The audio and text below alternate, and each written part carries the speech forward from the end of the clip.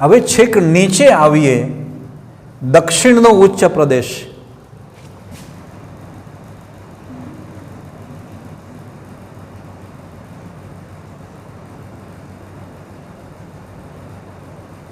બહુ સરસ મજાનું આ ભૂગોળમાં સમજવા જેવું છે.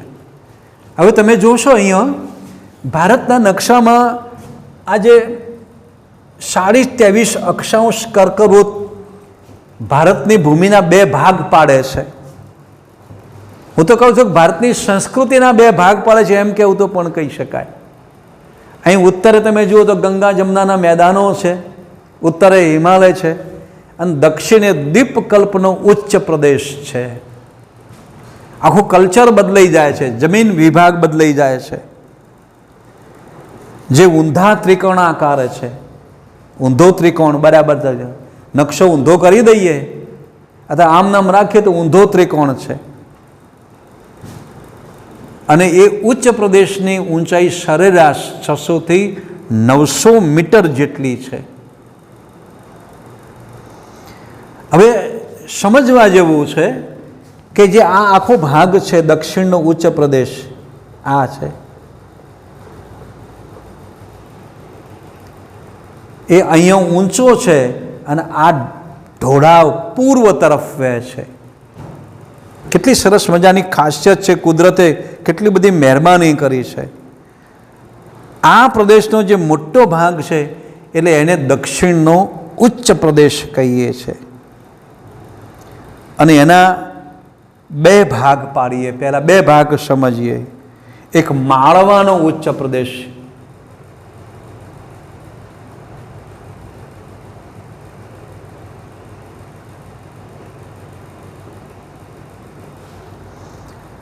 અને બીજું છે દખ્ખણનો ઉચ્ચ પ્રદેશ.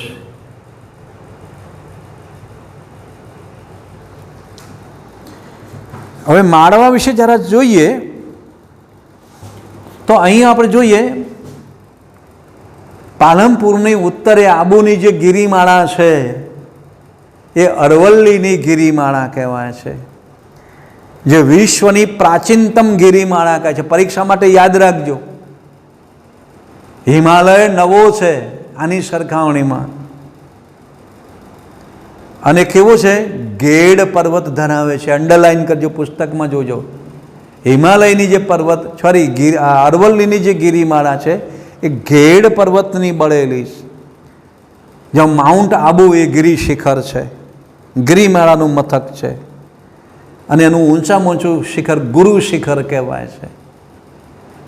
જોડકું યાદ રાખજો. હા, અને એની ઊંચાઈ 1722 મીટર છે. પછી આ પ્રદેશની દક્ષિણે અહીંયા વિંધ્યાચલ પર્વત આવ્યો છે, વિંધ્ય પર્વત. અને ત્યાર પછી સહ્યાદ્રી ગિરિમાળા આવે છે. એટલે અહીંથી જે નદીઓ છે આ પ્રદેશમાંથી, અહીંથી નદીઓ આ પ્રમાણે ઉત્તર તરફ વહે છે. ખાસ કરીને ચંબલ અને બેતવા નદી, અને બીજી એક છે સોણ નદી જે ઉત્તરના ઢોળાવમાં વહે છે, અને જે ગંગા નદીને વહે છે. આ ઉચ્ચ પ્રદેશનો ઢાળ ઉત્તર તરફ છે. આ પ્રકારનો છે, આ પ્રકારનો, અને બીજો આ પ્રકારનો છે. માથામાં જે આપણે બાલ ઓળાવીએ એવી રીતે કહે છે. હવે અહીંયા આ વિસ્તાર જોઈએ તો અહીંથી પણ કેટલીક નદીઓ નીકળે છે. તો ખાસ કરીને અહીં સાબરમતી નદી નીકળે છે, અહીંથી નર્મદા નીકળે છે, અને અહીંથી તાપી નદી નીકળે છે. અને વચ્ચે કેટલીક નાની નદીઓ છે, મહી, વાત્રક, શેઢી, ઘણી નાના નદીઓ છે. પણ 2-3 નદીઓ મહત્વની, સાબરમતી અને નર્મદા અને તાપી, આ નદીઓ આ પ્રદેશમાંથી નીકળે છે, જબલપુરવાળા વિસ્તારોમાંથી નીકળે છે. સાબરમતી અહીંયા ગુજરાતના રાજસ્થાનના નજીકના ડુંગરોમાંથી નીકળે છે, બાકી અહીં નદીઓ નીકળે છે. અને ગુજરાત માટે બહુ જ લાંબી નદી કહેવી હોય તો નર્મદા નદી છે. ગુજરાતી એ જીવાદોરી છે.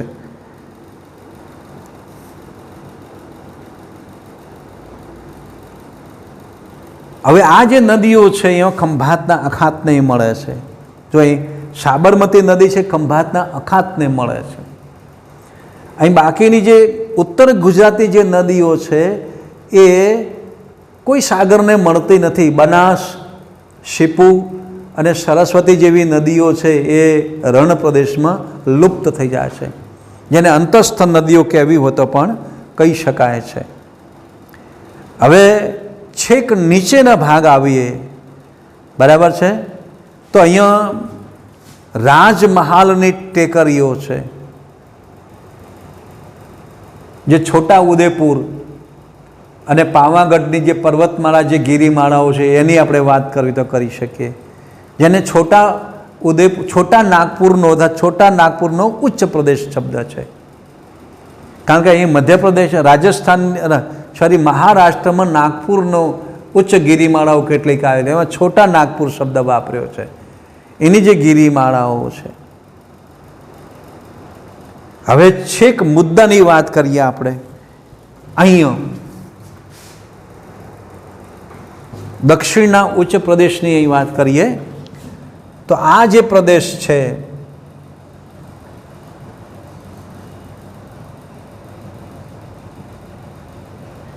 આ મહારાષ્ટ્ર છે. બહુ જ મોટું રાજ્ય છે. અને પછી કર્ણાટકા છે, અને પછી અહીંયા કેરળ આવશે, અહીંયા ગોવા આવશે, અને પછી અહીં તમિલનાડુ આવશે, અને અહીં પાંડિચેરી આવશે. અહીં પછી આંધ્રપ્રદેશ, એના બે રાજ્યો બને એ આવશે. પછી ઓરિસ્સા અને બંગાળ આવશે, પછી મધ્યપ્રદેશ આવશે. તો આપણે અહીં ભણવાનું છે મહારાષ્ટ્ર અને કર્ણાટકા, એની વાત કરવાની છે, જેને સહ્યાદ્રીની ગિરિમાળા કહીએ છીએ આપણે.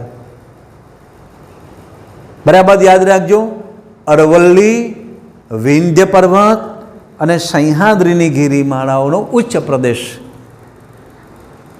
જે જૂનો છે, જે લાવારસથી બનેલો છે. માળવાના ઉચ્ચ પ્રદેશની દક્ષિણે, બરાબર યાદ રાખજો, જે મહાદેવ અને મૈકલની ટેકરીઓ છે, અને ત્યાર પછી જે પશ્ચિમ તરફ આગળ વધે છે એને પશ્ચિમ ઘાટ કહેવાય છે. આ ભાગ છે એ પૂર્વ ઘાટ કહીએ છીએ. અને પશ્ચિમ ઘાટનો જે પ્રદેશ છે મહારાષ્ટ્રથી મળી, જે કોંકણ પટ્ટીથી મળીને છેક કર્ણાટકા સુધી આગળ વધે છે. ઊંચા ઊંચા પર્વતો, જેને સહ્યાદ્રીની ગિરિમાળાઓ કહીએ છીએ. અને છેક નીચે તમિલનાડુના પ્રદેશમાં નીલગિરીનો ઉચ્ચ પ્રદેશ કહેવાય છે. આ બહુ મહત્વનો છે. કેરળ અને તમિલનાડુમાં 2 કે 3 ગિરિ મથકો છે. અન્નામલાઈ અને કોર્ડેમમ નામની ગિરિમાળાઓ ઓળખાય છે. આ પશ્ચિમ ઘાટ વિશેની આપણે વાત કરી. સમુદ્રથી એકદમ નજીક અને ઊંચી ગિરિમાળાઓ છે, અને પૂર્વ તરફ સામાન્ય ઢોળાવવાળી ગિરિમાળાઓ છે. એટલે કે આ દક્ષિણ ભારતની જે મોટાભાગની જે નદીઓ છે એ પૂર્વ તરફ આગળ વધે છે, એમ કહેવું તો પણ કહી શકાય. અને એમાંથી કઈ કઈ નદીઓ છે? ખાસ કરીને ગોદાવરી, પછી કાવેરી, કૃષ્ણા, દામોદર ને મહા. આ મોટી મોટી નદીઓ છે. 2 ઘાટ આપણે જોયા, પશ્ચિમ ઘાટ અને પૂર્વ ઘાટ જોયા. અહીં આપણે તાપી અને નર્મદા નદી વિશેનો જોઈએ. હવે એક નવો મુદ્દો છે, તટીય મેદાનો.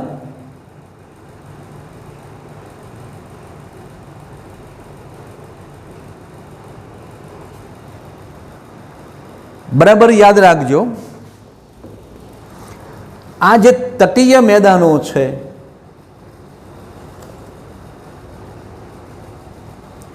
એ આખો આ પટ્ટો છે, આ પટ્ટો પશ્ચિમના તટીય મેદાનો એટલે કિનારાના મેદાનો અને પૂર્વના કિનારાના મેદાનો એમ કહેવાનું આપણે ખાસ ભૂલવાનું નથી.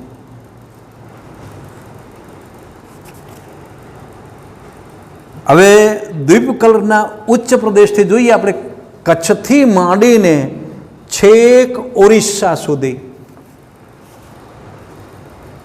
આ કચ્છનો અખાત, ખંભાતનો અખાત, એટલે આ પાલીતાણા અને ગિરનારની જે ગિરિમાળાથી માંડીને અહીંથી શરૂ કરીએ તો આ પશ્ચિમ ઘાટ કહેવાય છે, જો સહ્યાદ્રી પર્વતની ગિરિમાળા કહેવાય છે. અને અહીંયા પૂર્વ ઘાટ એટલે પશ્ચિમના તટીય મેદાનો અને પૂર્વના તટીય મેદાનો એવો બે ભાગ આપણે ભણીએ, થોડુંક સમજી લઈએ.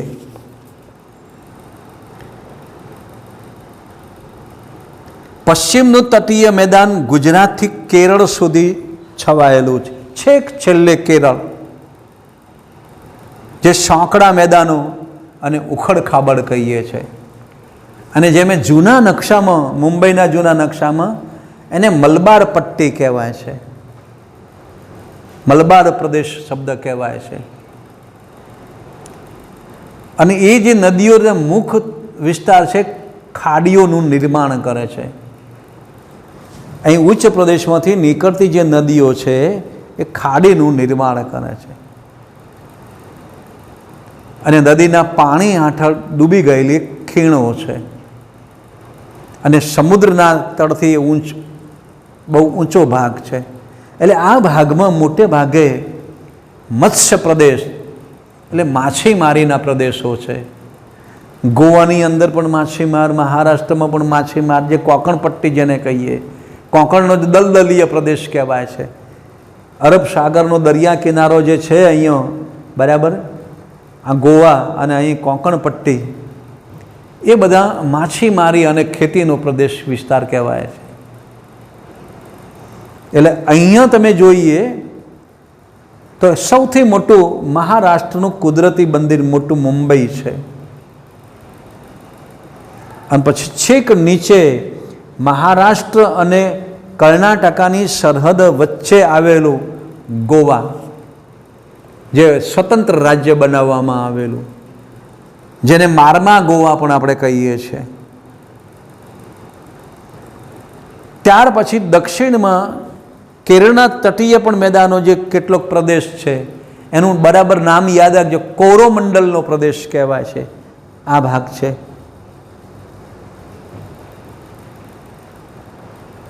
જે અરબી સમુદ્રના પવનો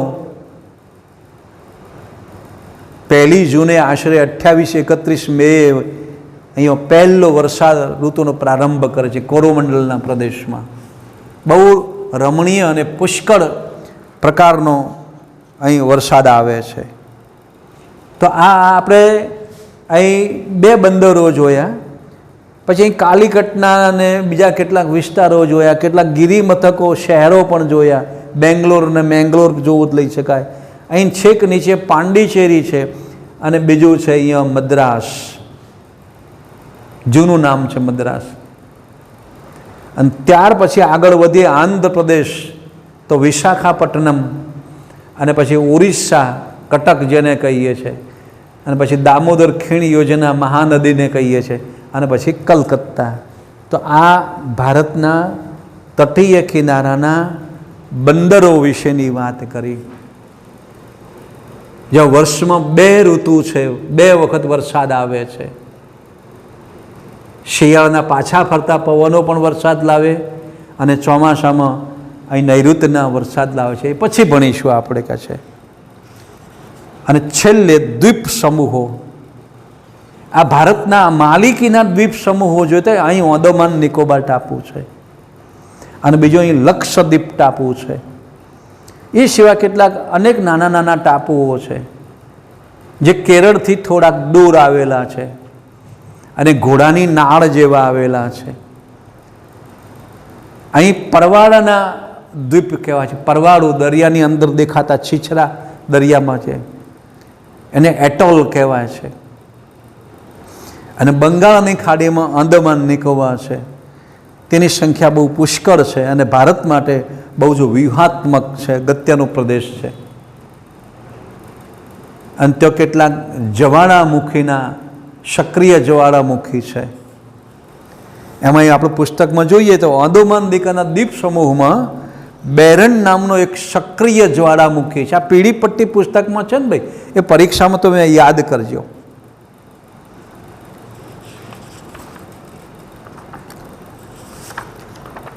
પછી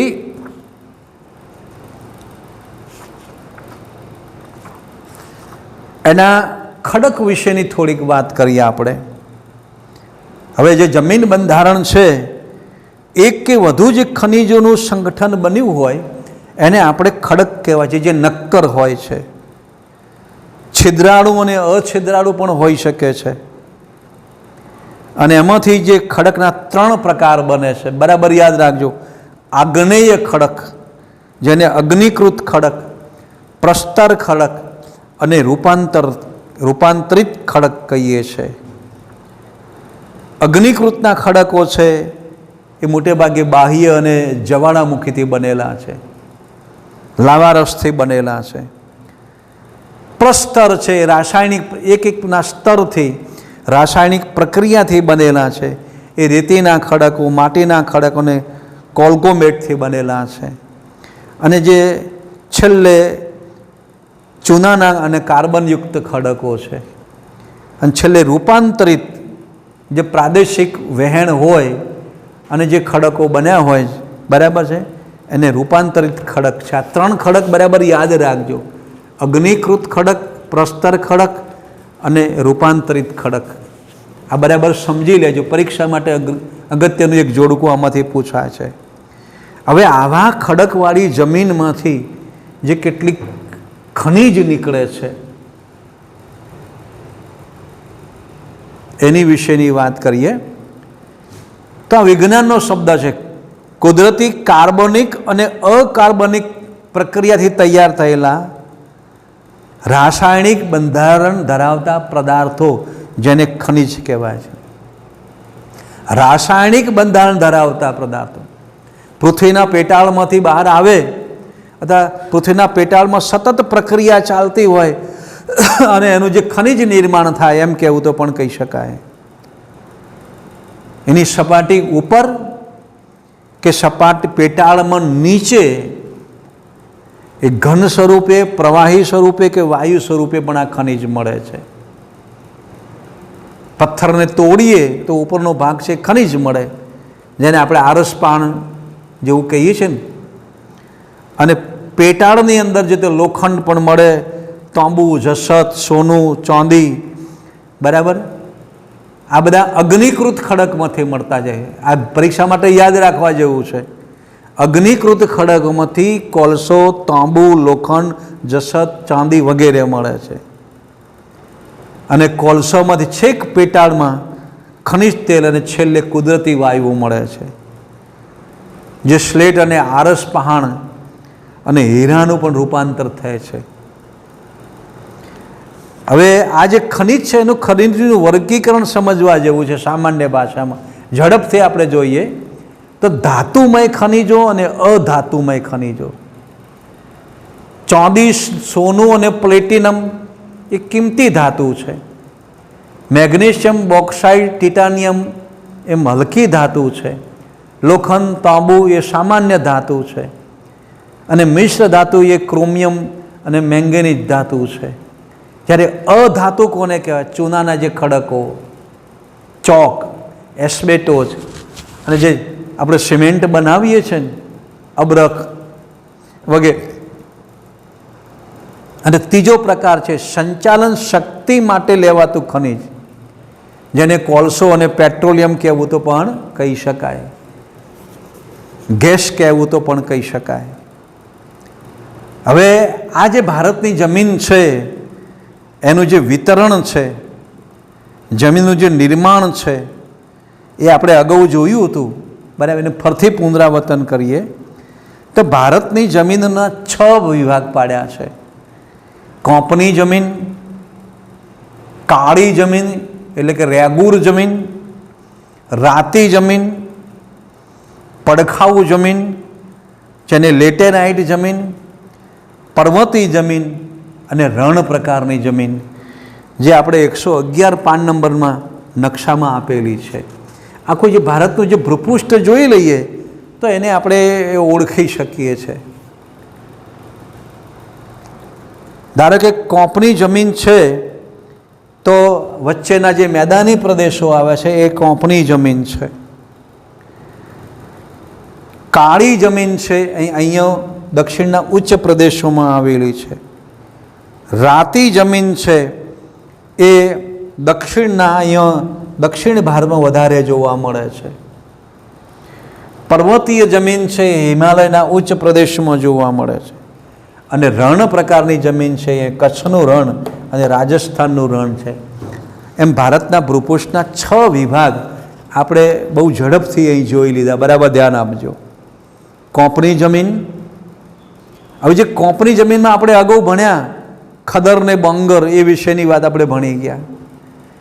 કાળી જમીન છે એ પશ્ચિમ મધ્યપ્રદેશ, દક્ષિણ ગુજરાતનો પ્રદેશ, ગિરનારનો રાજકોટવાળો પ્રદેશ, આંધ્રપ્રદેશ તેલંગાણાવાળો પ્રદેશ છે, તમિલનાડુમાં એ કાળી જમીન જો અને રેગુર તરીકે ઓળખીએ છીએ. રાતી જમીન છે એ છેક નીચે આંધ્ર અને ઓડિશા અને એ ઝારખંડના પ્રદેશો કહીએ છીએ.